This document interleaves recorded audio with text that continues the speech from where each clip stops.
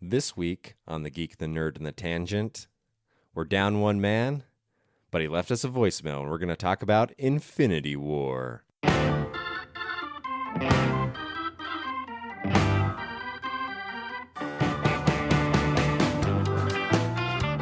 Yeah, we're going to talk about Infinity War and other comic book stuff today. Well, movies. We're going to talk about movies primarily. I'm Bret Anderson. I'm happy to be here, and we have the wonderful Matt Palmer here. All right, yeah, I'm excited for today as well. We've got some kind of random topics, and we're gonna not just talk about Infinity War specifically, but get into comic book movies in general and what we think about them. I think me and Bret have slightly different experiences and views related to these, so we'll just see where it goes from there. Yeah, let's get into it. Let's get deep. Let's get deep. All right, what do we have for the random roundup? Shucks. All right, for my random roundup today, I've got a question from a listener from Jeffrey Hunt. He wants to know what we think of the movie Mean Girls. It's a very general question, but I am happy to address it. What's your review, Matt, on Mean Girls so far? So far, like as if it's like ongoing. So far. So honestly, it's been a long time since I've seen the movie. I am not one of those that views it regularly. There are movies that I do view. I pull it out every once in a while, maybe a couple times a year or what have you. But Mean Girls is not one of those for me. However, I do see the value in it, and I do see the outstanding writing and the cast, and overall it's a well done movie, and it's become kind of an icon or a cult classic in a way. And it's one of those movies that's memorable. There's a lot of those teenage high school movies from the 90s or from other eras. It doesn't matter when, but they're forgettable. And you may remember, if someone brings up the title, you'll remember, oh yeah, I think I saw that movie. Kind of like in the moment they're and if you're a teenager and you're watching it, in that moment it means something. But then the movie doesn't have a long staying power. Exactly. But Mean Girls, even though I'm not the biggest fan of it, it does have a little bit more popularity for a longer time, and I think it's because of Tina Fey, actually. Yeah, I think Tina Fey did an excellent job with her role in this movie, both acting and writing and all of the parts that she played in this film. You could tell that it's a quality piece of work, mainly due to her. The cast is great as well, like I've said before, but it's just one of those unique pieces of work that every once in a while comes along and people hold on to it. And I think that's because it resonates with them from their real life experience based on these characters in the movie. Though it may be a bit hyperbolic in a lot of ways, it still seems real to a lot of people and how people really act in high school and what the situation's really like. And because there's always the mean girls. Yeah. There's always the mean girls, and for some reason they're popular or what have you. Yeah. And then years down the road, they're not as popular usually. They're just living normal high school lives through their daughters, just like one of the moms in that movie, right? Yeah. That's exactly the cycle of life, and they showed up perfectly. It's an interesting movie. Because it's Lindsay Lohan's, I think, first foray. Is that the word I'm looking for? The first foray into basically not doing a Disney movie. Right. Yeah. Before that, she had done strictly Disney family-friendly movies. I would not call Mean Girls a family-friendly movie necessarily. Yeah, and I'm on that same page because I remember when it came out. I didn't see it at that time, but they were talking about, it's the new Lindsay Lohan movie, and people were I think expecting more of the Disney movie thing. Some of them, at least the few people I talked to. But interesting. Yeah, I don't remember running into that. I'm trying to remember what year was it that this movie came out. It's like 2005. Putting us on the spot. See, I don't think I was in the country at the time. I think I was in Ecuador, and I was not watching movies at that stage in my life. Let's just put it like that. And I was not watching movies too, but I was in the U.S. at the time. No, fair enough. we were serving missions for a church, so right. So I'm not sure. Maybe I missed the movie when it first came out, and I missed the whole honestly, in any other state, there wouldn't be much controversy with Lindsay Lohan transitioning to Mean Girls. Like, overall, I was talking to people, who were reacting to that. Most people had no problem with that, I imagine. Like, it was just another movie. Yeah, exactly. But yeah, overall, well-made movie, very memorable. A lot of celebrities still quote the movie. Mariah Carey is one of those. I know she had it. She had the inspiration from that movie for one of her songs. She dropped a quote from it in American Idol, I think, once. Like, this movie's all over the place. Mariah Carey was touched by Mean Girls. And she would have been she probably is one of those mean girls. She was a mean girl. Oh, yeah. Her and Nicki Minaj when they were on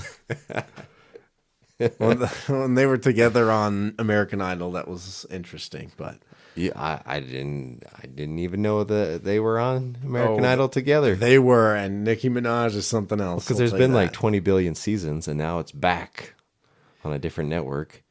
Yeah, it is, and we're watching it currently. Me and my wife. She really likes it, and yeah, it's kind of fun to watch people and their talents. So. Yeah, no.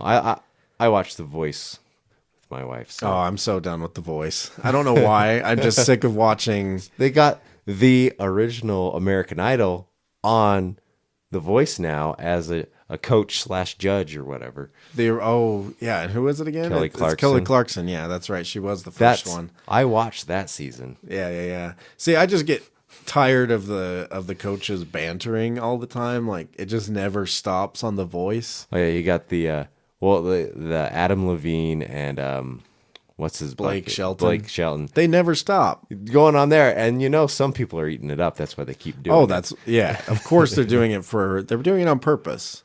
Everything's about ratings, every single thing that they do on television. And they're doing that on purpose, but I don't buy into it. It's for a different audience than myself, I think. Talent, though. All those singers. Yeah, it's great. And the thing is, they're more developed singers on The Voice. They come in more developed already. Yeah, which is nice. American Idol is just some kid off the street, right? Which is good. And I like how over the years they changed the way they did American Idol, because at first it was... we're talking about American Idol on this episode. We're supposed to be talking about... Hey... Infinity War, but I'm just saying... Geek, the Nerd, and... The Tangent. Exactly. Talk about what we want. Yeah. But yeah. They had all those like train wreck, make fun of people, 15-minute of fame things. And then they eventually were like, wait a minute. Like that pants on the ground guy? Pants on the ground, pants on the ground. Looking like a fool with your pants on the ground. Head turned sideways or hat turned sideways with your pants on the ground. They had him come actually on the finale of the supposed last season, at least the last season on the last network. He made an appearance on that last show. They brought him back. But yeah, I've noticed this season they're not doing a lot of those ridiculous people as much. Like, occasionally they'll show a little clip of someone being not as talented, but they're not doing the whole Simon thing of mocking people. Yeah.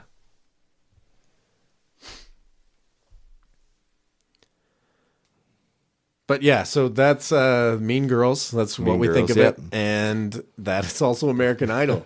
This is American Idol. All right. You go ahead, and then we'll move to the classic movie minute. How about that? I was just going to say, let's talk about a movie, at least, if not super. Fair enough. Okay. We have another classic movie moment from Matt.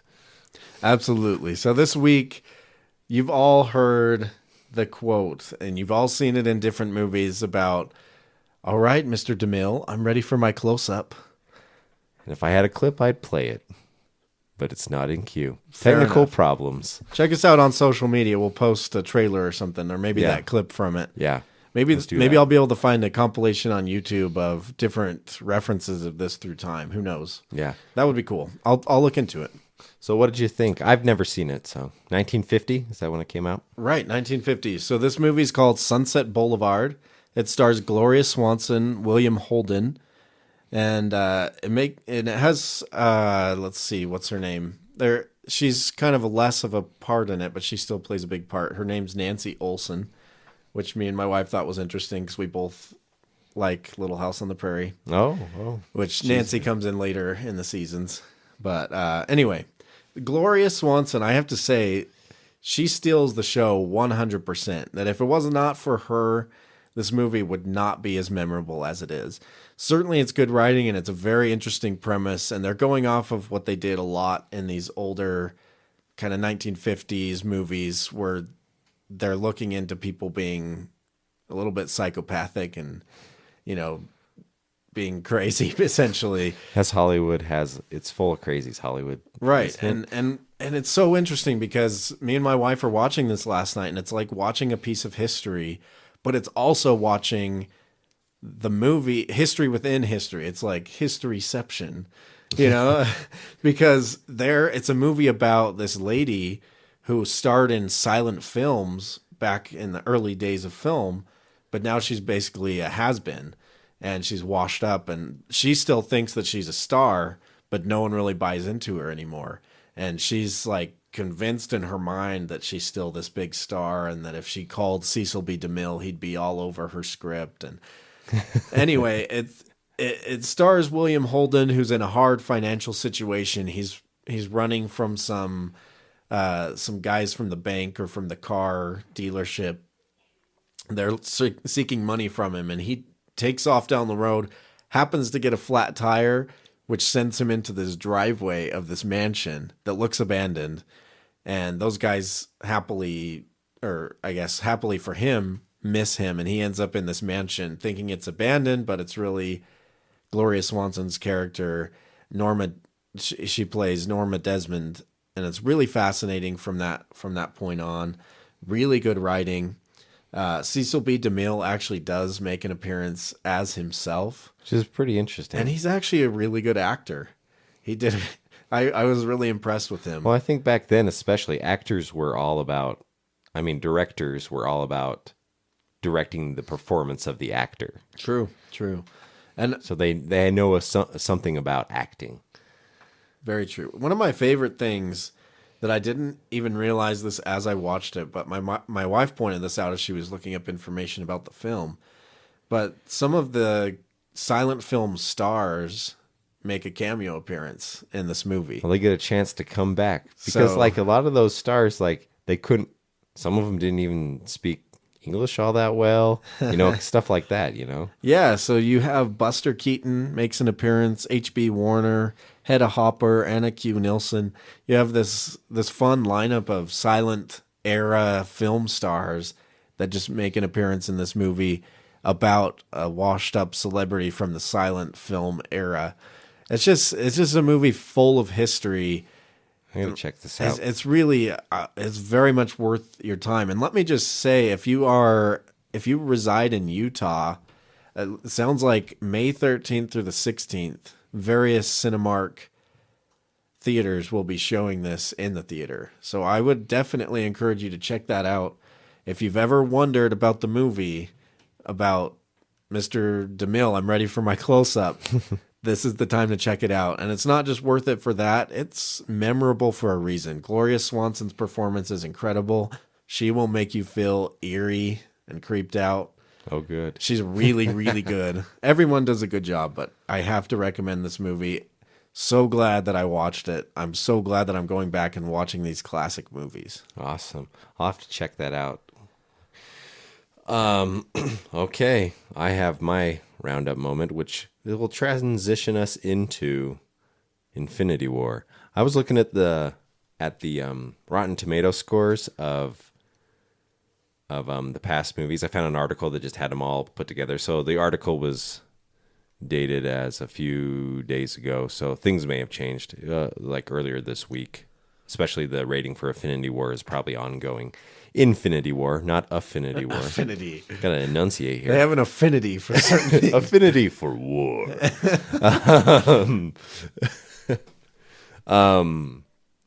But in looking at the scores, you have the first Iron Man. That has a 94, like high ratings. Everybody loves that movie. Started the whole thing off with a big bang. And started this down this road because the stinger after the credits had Thanos. And it's like, whoa, where's this? Who is this guy? And a lot of people were like, I don't get it. I don't get it. Yeah. And then you had The Incredible Hulk. That has a low rating, 67%. But if you compare it to Ang Lee's The Hulk, we got a text from Eric. He says, hey, how's the show going?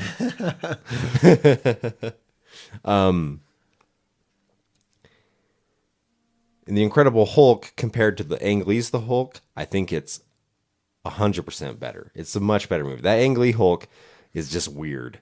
Like this is, and the Hulk, as he gets angrier, he was like growing the size of King Kong. You know, it's like, Remind me who starred in that one. that one had an awesome cast. That first Hulk movie, because Eric Bana was Bruce Banner, but you had Jennifer Connelly as Betty Ross, and that was and you had Sam Elliott as General Ross, which was like Interesting. awesome casting, like those two. And then when you get to the Incredible Hulk, if you could have just had those two actors, you know, just bring those back, that would have been awesome. Because Liv Tyler does an okay job as Betty Ross in the Incredible Hulk, but like Jennifer Connelly, she's another caliber of actress. Right. And then the Iron Man 2, 73%, has some awesome action sequences. Iron Man 2, like with all the robots. Well, I just remember thinking there's some awesome visuals in that one at the time. And a lot of people have, it was just different. It was kind of like a setup for the Avengers. Then there was Thor, which was actually another setup for the first Avengers movie, in many ways, to introduce Loki and introduce Thor.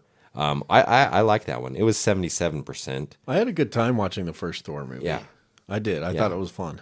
Yeah, and it was unique and different, and it was like one of their first big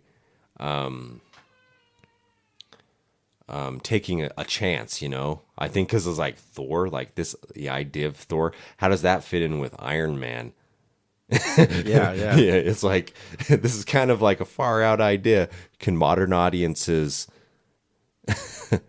like accept the god of thunder from Asgard coming down to Midgard, Earth?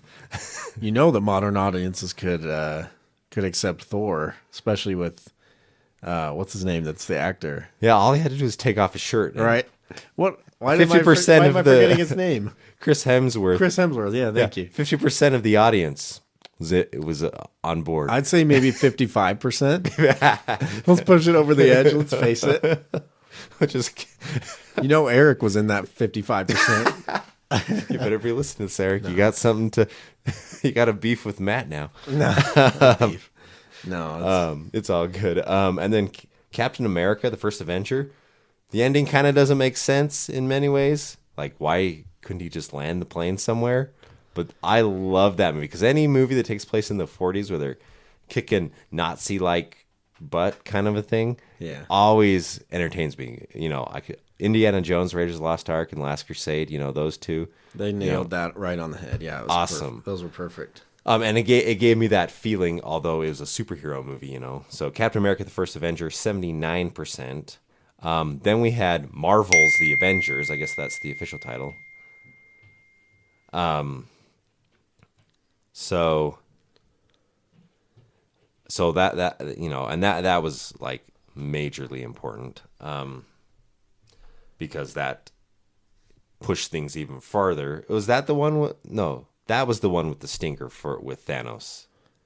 It wasn't. You're asking the wrong guy. No. I got it confused.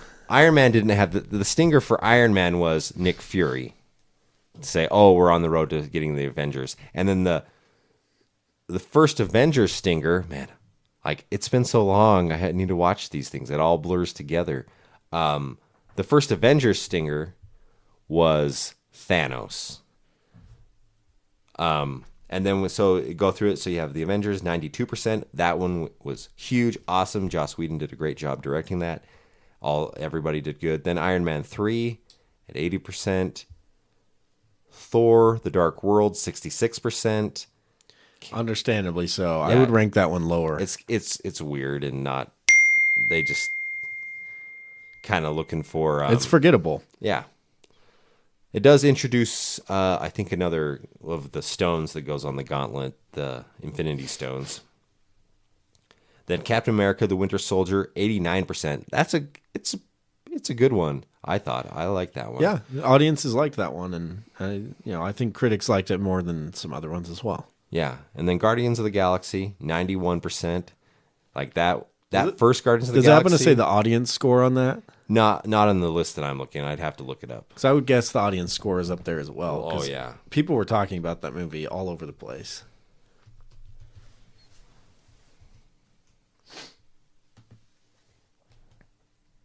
Yeah, let's just take a look at that real quick.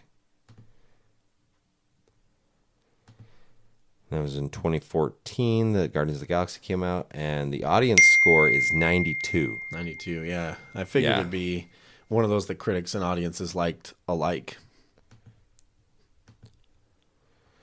Hold on, while you're talking about Nick Fury, I just want to... Actually, maybe this is a spoiler, so never mind.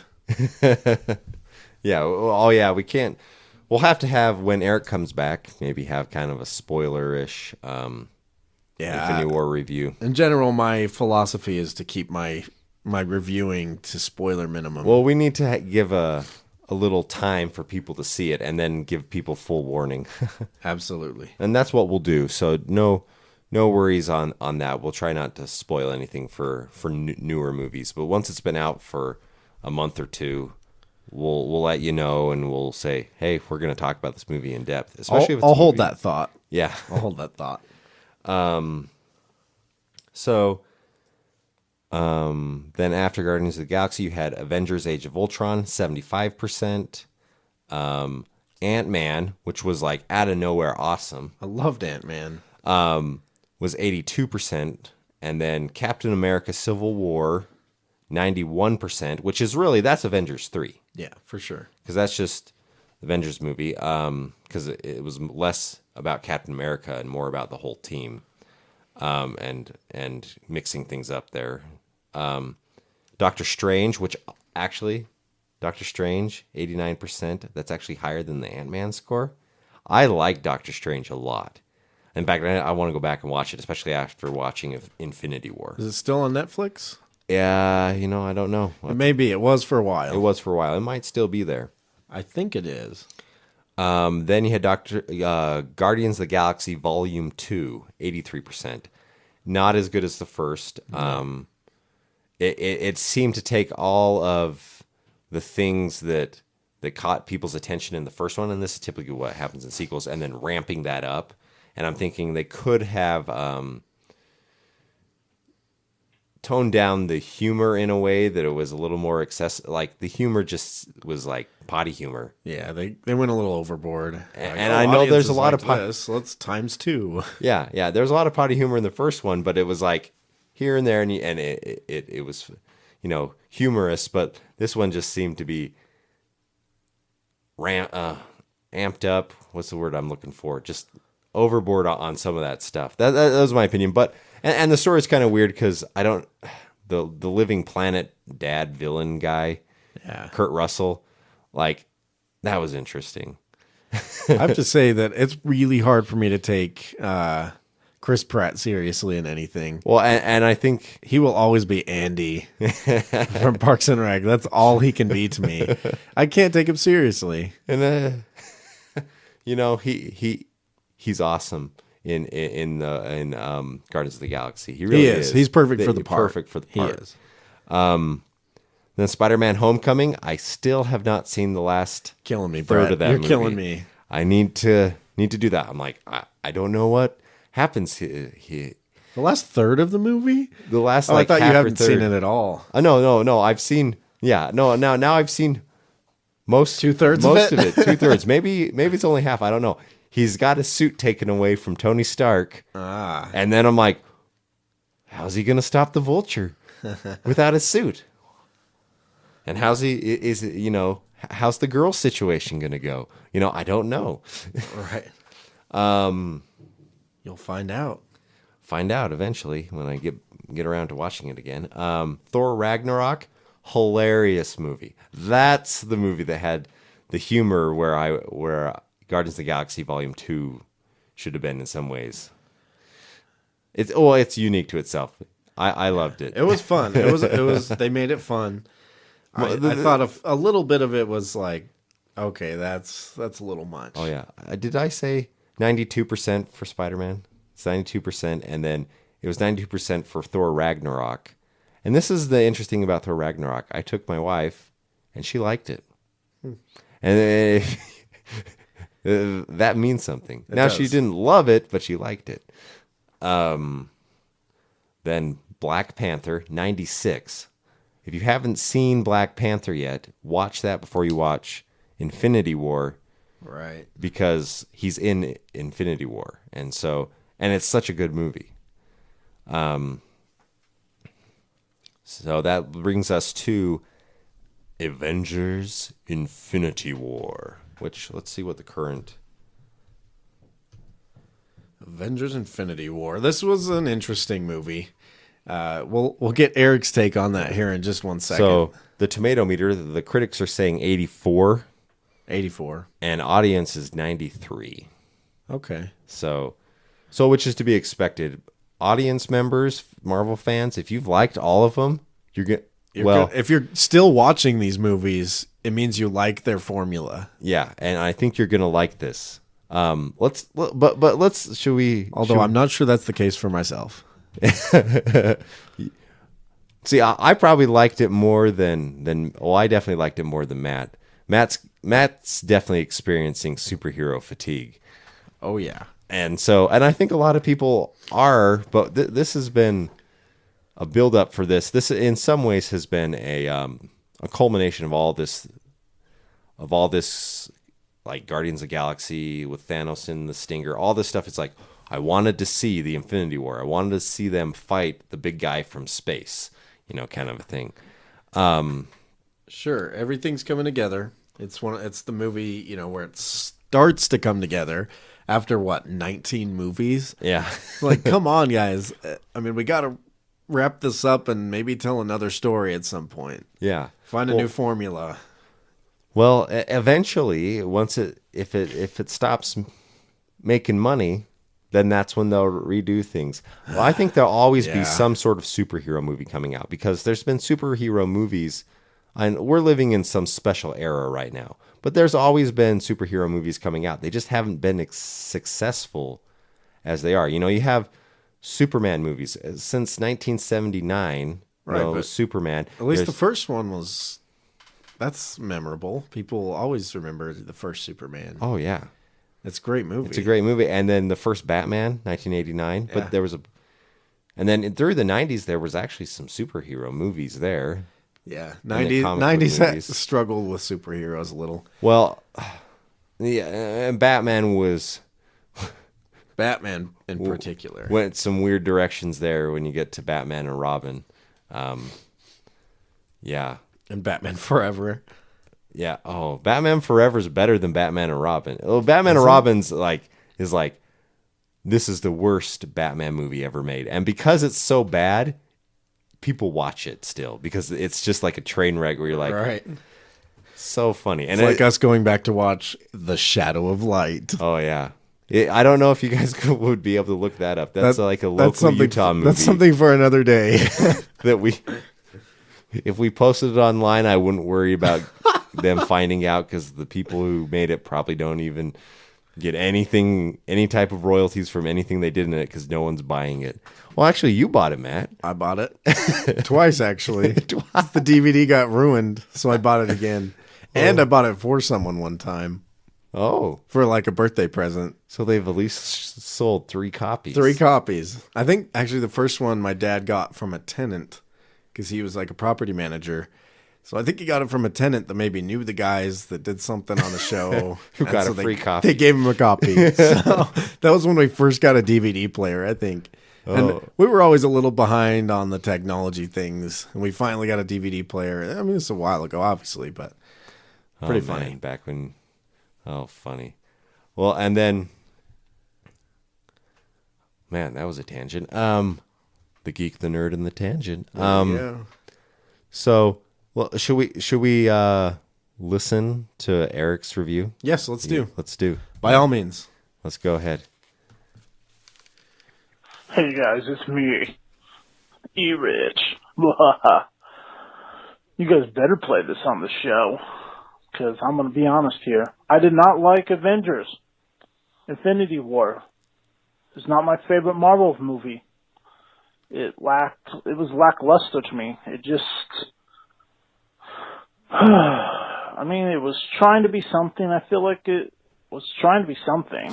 Something. It went from action to being emotional, action to be emotional. And a lot of people give Age of Ultron a lot of negative things, but I loved it. I love Age of Ultron. I think Josh Whedon did an amazing job with them. And the Russo brothers, I just don't think they knew how to handle all those characters like Josh Whedon does. Those issues could be a political agenda by Disney, who wants to thinks the world is half populated and needs to be wiped out. Wow. We're overpopulated, and they're like, but that's the let's villain. put a political agenda. I don't know. Yeah, the villain Guy is actually not in the your movie political theater message. when the credits were gone, he got up and yelled that. He was like, "This movie was stupid, and it was the suckiest movie I've ever seen." And something about the New World Order, and it was crazy. It made me feel kind of uncomfortable. But in reality, I don't think I like this movie. I'm kind of disappointed. 10 years leading up to this movie, and it was lackluster to me. Nothing really stood out. I mean, I love the characters. I love Spider-Man. Spider-Man's always my favorite. Wish we could have always had more Spider-Man. But besides that, it just felt flat to me. So, there's my take. But I still support Marvel movies. Hopefully the next one is better. And it'll give us a good conclusion leading up to this. So that's all I have to say. Peace out. Miss you guys. We miss you too, Eric. That Yeah. was interesting. Well, I thought Eric would like it, actually. But one thing is, you don't get any type of conclusion in this because we're essentially watching half a movie that's like a full-length movie that's only half a movie. Yeah. And the movie is going to suffer, and does suffer, just good and bad, because you want to see all the heroes together. You do see them, but with that many characters, you can't do a nice focused story for one character for you to follow the whole time, or just a smaller handful of them. You have to. You got Thor. He has to get a new hammer, Right. and you got Guardians of the Galaxy have to be shoehorned into it somehow, and Well, she's Thanos's. yeah. Adopted Well, it daughter, all so- makes sense, but it's like we're focusing in on Earth here, and getting the Infinity Stones. There's just a lot of characters. I think they did a good job considering what they had to work with. I do agree with Eric that there were some pacing issues. I specifically remember a few scene cuts where I was like, okay, we're going to go see what these characters are doing now. But it just cut to a new scene with the characters that we had just watched. Yeah. And I thought, okay, this was a good opportunity to go back to something else, get us back into the movie by seeing what's going on with this other group of characters. They did a fair job keeping it all together and making it relevant to the story as a whole. No one was there for no reason. But at the same time, I do think part of the issue of it was just pacing, figuring out where to transition back and forth to really make this thing a cohesive story. Yeah, and I don't think anybody is. There might be someone out there who could have put it together. In my opinion, it's as good as it was going to be, as far as that goes. It's got problems, but no. I don't think you nothing's could ever perfect. say that, honestly. Oh, as but- good as it's going to be, you could always spend more time. But you can always spend more time, but you'll never release the movie then. Yeah, it's true. Like, movies aren't released, they escape. I think that's a quote Fair from enough. Ben Burt. Like, when they release a movie, the director's always like, well, and the That's what it producers is. are like, this is the deadline, and this is, the best I could do. I wish I could do. There's always those Unless you're Ryan moments. Johnson that has episode 8 cut and ready to go months ahead of time. Yeah. Well, I think that he should have gone back and maybe fixed some things. I think he had the movie that he wanted to have, and I think he had a smooth filmmaking experience. But we'll go on to that in another time. But Yeah. Well, next month.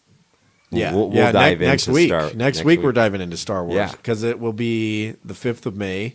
So May the 4th be with you, and then the next day will be Revenge of the 5th. So Yeah. that is the day we'll do our podcast. So Yeah, we'll definitely. it will be dedicated to Star Wars next week. Dun, dun, dun, dun. Yeah, Star Wars and everything, Let, which I'm excited for.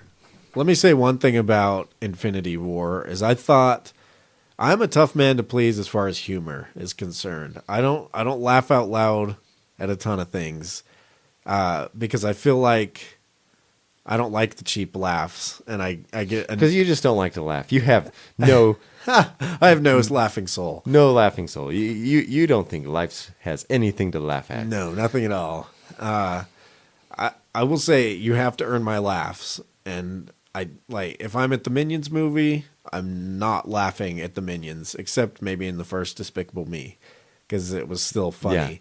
Yeah, but they that- just that have was- gone overboard with Minions, and now it's only appealing to certain audiences, and I can't buy into those cheap laughs. I watched part of Despicable Me 3. I was like, I don't need to see the rest of it. Yeah, you know what's going to happen. That being said, since I'm not easy to please with humor, maybe I just have a specific sense of humor. I don't know. Well, you are. I think you do, because Fantastic Mr. Fox is like a defining movie, and It is. to you. That's your sense of humor, and some people just don't understand. That's the thing. I thought it was hilarious. It has such subtlety in its humor. But And that's what I love. So the humor in Infinity War, I think I laughed out loud a few times. I know, I did. I can't remember the specific moments. I just remember laughing out loud. Right, and that's my point. Is the humor? Not all of it was spot on, but there were some great moments. I of liked humor. it when he's like, when Tony Stark goes to Peter Parker and knights him, "You're an Avenger." Yeah. I thought that was so hilarious.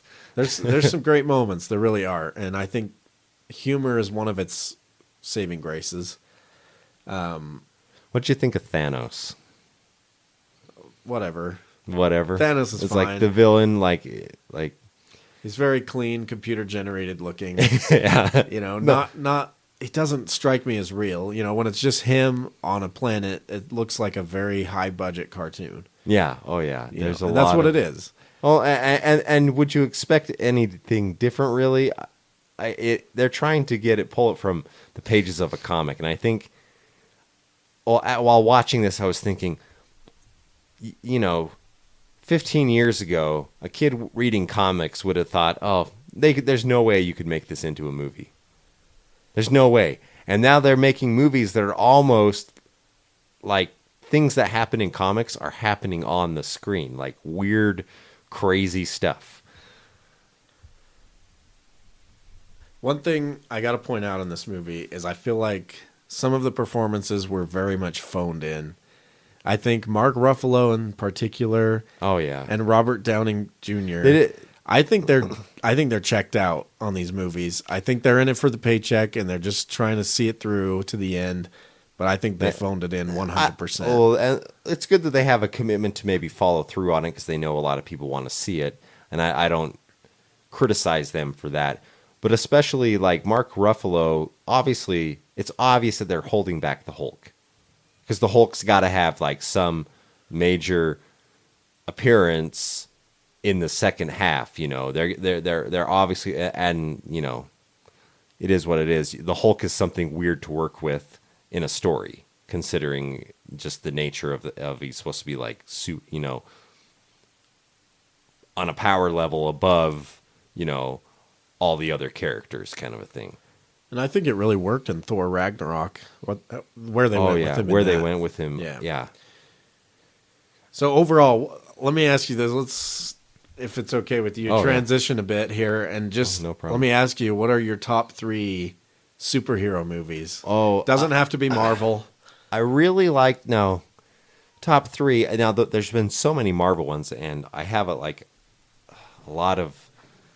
Oh, man, it's so hard. But if I look at it like in general, Batman Begins is excellent. It's got its issue. Every movie has its issues. But Batman Begins was a defining moment in Batman movies.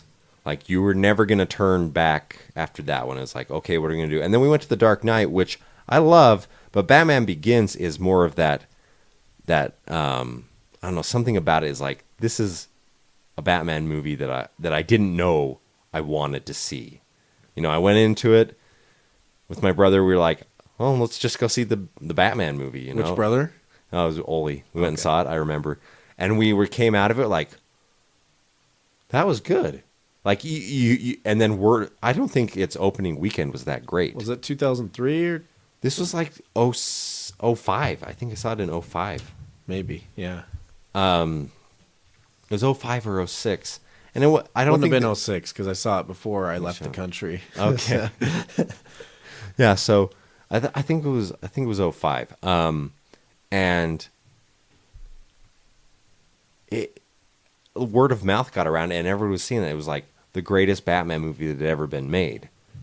Really, at that time, and so that I always have a special place for that, even with its frenetic, not frenetic, I don't know the word. It's frenzy of handheld camera work and stuff like that. Sometimes handheld camera work can go overboard. I'm talking about you, Batman versus Superman. Oh gosh, let's not talk about Batman versus Superman.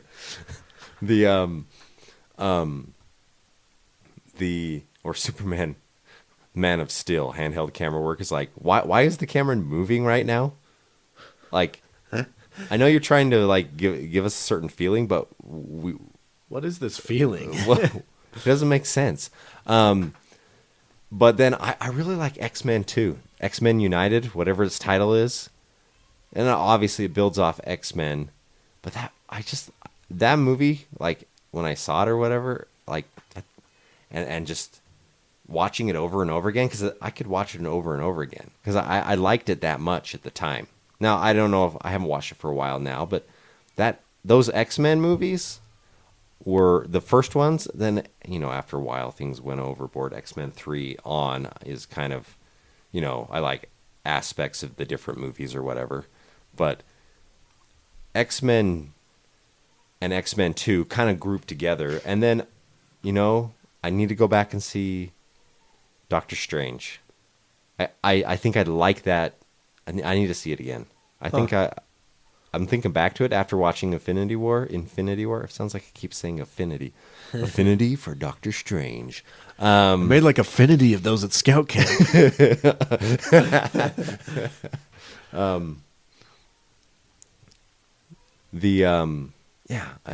I think I want to go revisit that. I think those are the ones that stand out in my mind at this place in my life. Fair enough.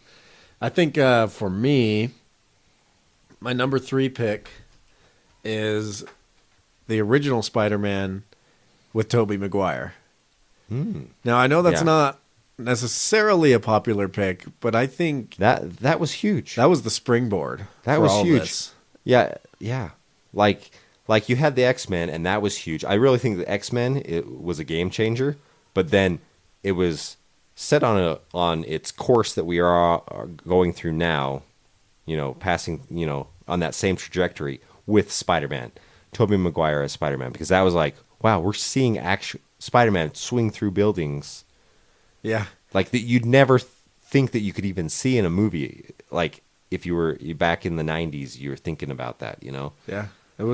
I thought it was a lot of fun, and I have revisited that movie through the years, and some of it's dated, and Tobey Maguire's always an interesting choice in a movie. Yeah. I liked him as Spider-Man, and I thought it was a fun movie, and I enjoyed it the sequels in that same franchise were not Spider-Man to 2 the same level. I like Doc Ock. He was interesting. He's just a cool villain. I've always liked, out of Spider-Man. Spider-Man has a great list of villains, the Rogues Gallery of Spider-Man, and Doc Ock is one of those ones that I really like. Yeah, so Spider-Man with Tobey Maguire, that very first one, I think that's my third favorite.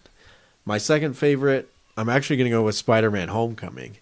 And the reason... I need to see the end of it. The reason for this isn't even the ending. It's just, generally speaking, in a superhero movie, I sit down and I'm like, okay, I'm not really going to be surprised by anything because these are very formulaic. Mm-hmm. Anything in the end is going to not shock me at all. This is one of those movies that I went into that I actually had some shock factor at the reveal when he goes to the prom. Which I haven't seen. Okay, so I'm not going to give that away, but there's a big reveal there when he goes to the prom, and I have to hand it to it. That was a good moment, I think, in superhero movie history, and that's why I'm putting that one as my second favorite. I know I'm getting a little Spider-Man heavy. Is it prom or a homecoming dance? I guess it's homecoming. I don't know. Whatever. Like prom. He goes to the dance. He goes to the dance. I'm guessing homecoming because that makes sense. Because they're prepping for homecoming. That's the movie title. Yeah, totally makes sense. My first favorite is The Dark Knight with Heath Ledger. You can't get a better performance than he gave for that villain. That is just... Change the Joker from then on out, and they'll never be able to get it right. Never. I mean, Mark Hamill does his own thing, and he does great. And that's another story. But I never saw Suicide Squad, but what I saw, and I need to go back and DC's just not been a priority for me. I need to see that portrayal. But when I saw trailers of Jared Leto as a Joker, I'm like, this Joker is weird. Yeah. It's not like, and I never thought at first when I thought Heath Ledger, Joker with long hair, but as soon as he was on screen, I was like, he stole it. I'm like, wow, he made that movie crazy awesome. Like Christopher Nolan literally made that movie, and he did a great job. And he formulated this the story arc and everything. But Heath Ledger made that movie. Oh yeah, and it's so sad that shortly thereafter we lost him. For whatever reasons, but that performance that he gave that's an eternal performance right there. It's unforgettable. Yeah, and it's just absolutely incredible. The Dark Knight is the darker of the trilogy, even though they're all kind of a little dark. But it's PG-13 dark, and it's not over the top. Yeah, that was interesting because I have a friend who was like, "That should have been rated R," and I was like thinking. Yeah, I could see that, but I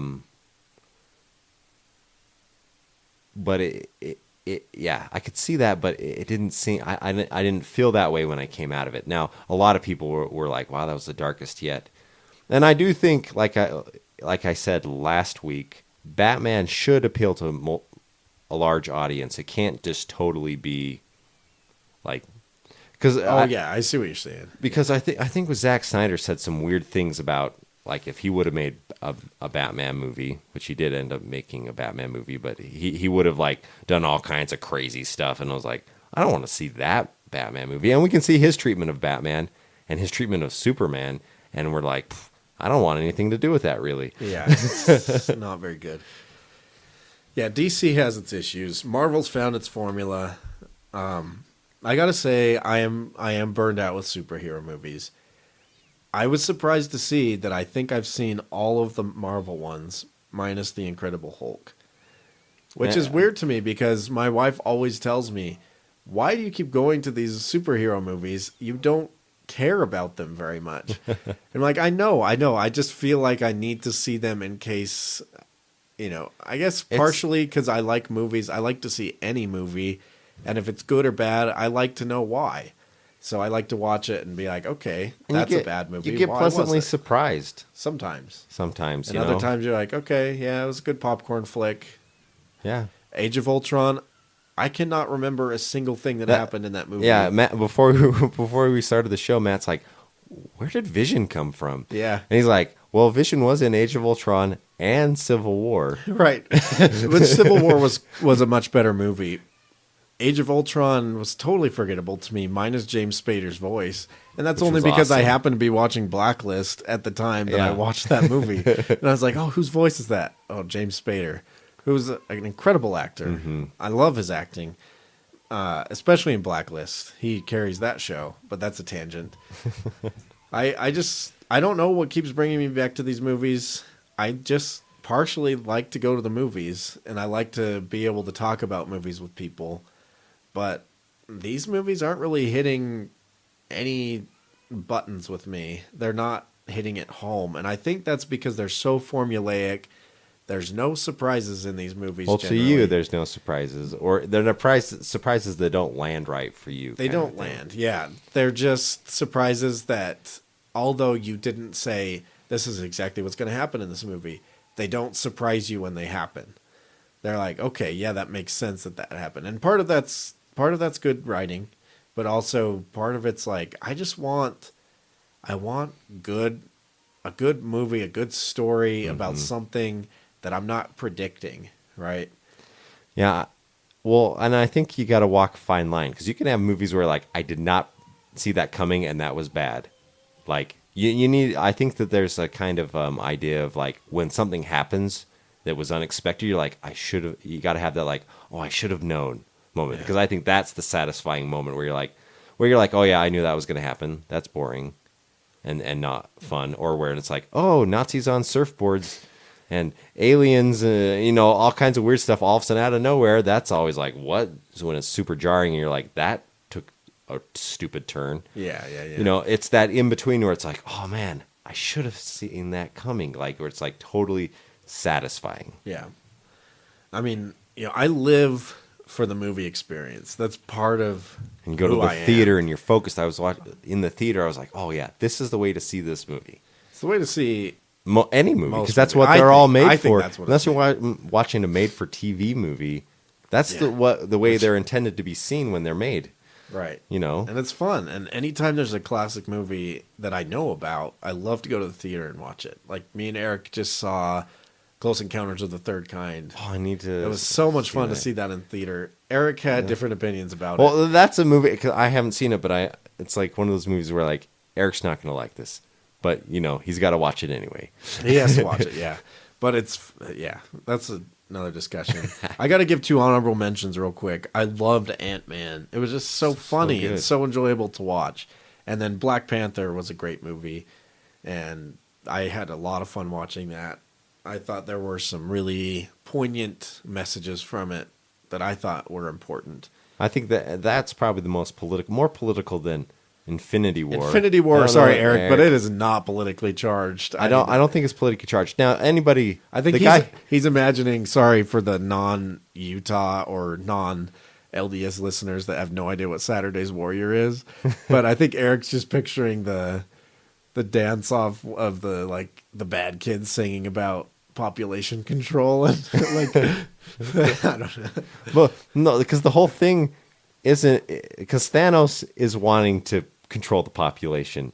The Avengers are all about, they don't want to kill anyone. There's no super message there that I have there. And someone standing up in the theater saying it was a new world order. Those people are going to say any movie's a new world order thing, because that's just the way they are. They're like, They're flat earthers too. yeah, yeah. So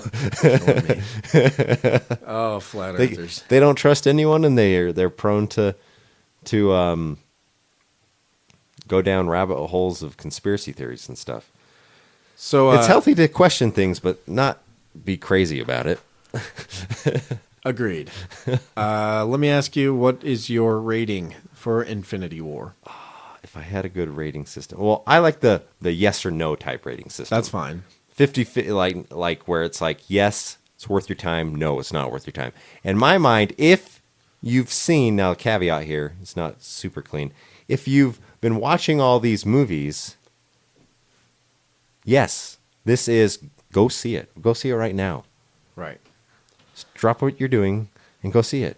But if you're not invested in these, don't bother seeing it. You're not going to like it. See, I like the way that you rate things. It makes it nice and simple. For me, it doesn't work because even if you say no, don't see it, I still want to see it because I want to know why you said no. Yeah, I want to form my own opinion. Yeah. Oh, and definitely if you want to analyze it, go see it.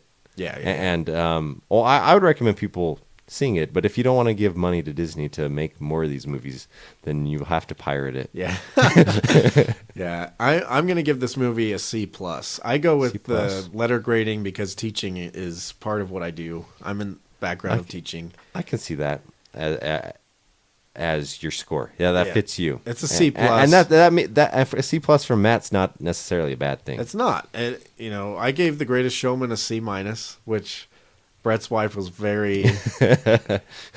She loved that movie, and so his analysis of it was like, and a lot of people probably would have disagreed because Matt went for the jugular on his review. Say, watch Rotten Tomatoes. I haven't looked at it, but I would predict that the critic score is low and the audience is really super high. Yeah, because audiences don't care as much about those little details.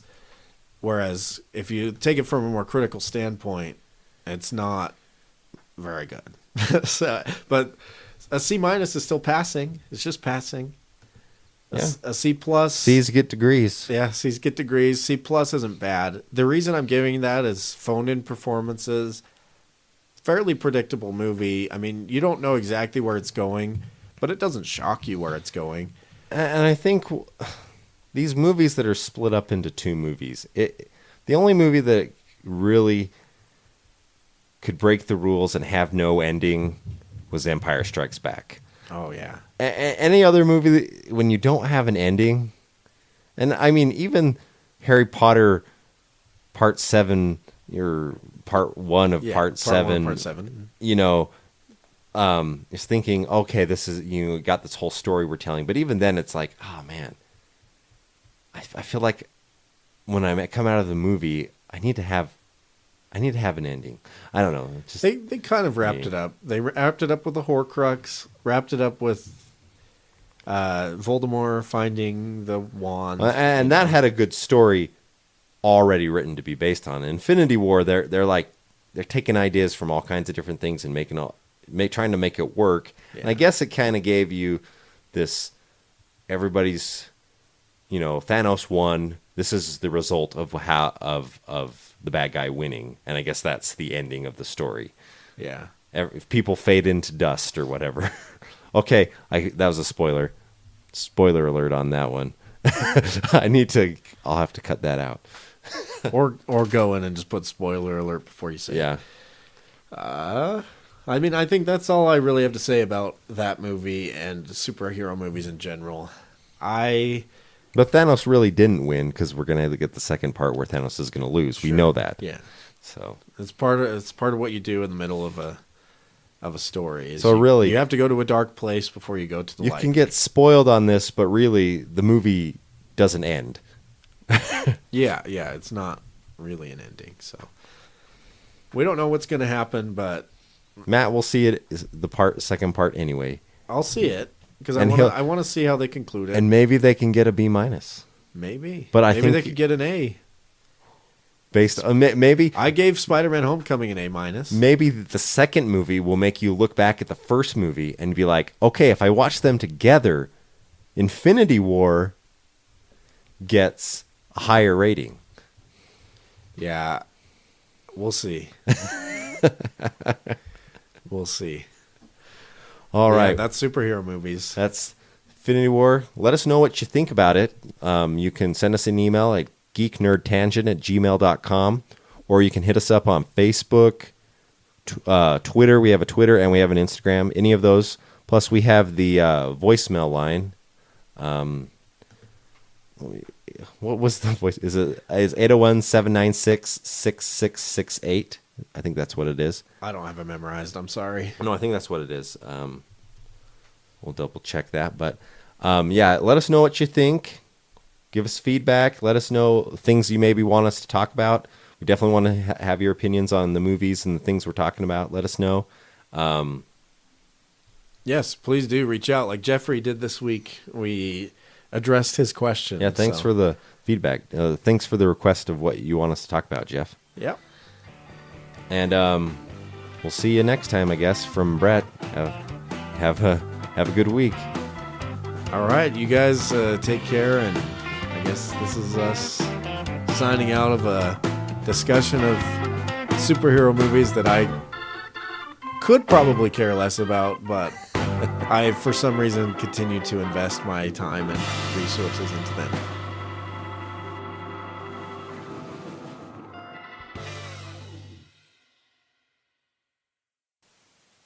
But overall, they're fun popcorn flicks. I think you have a good time when you watch a bad movie. I have a good time when I watch any movie, usually. Movie, yeah. Minus 12.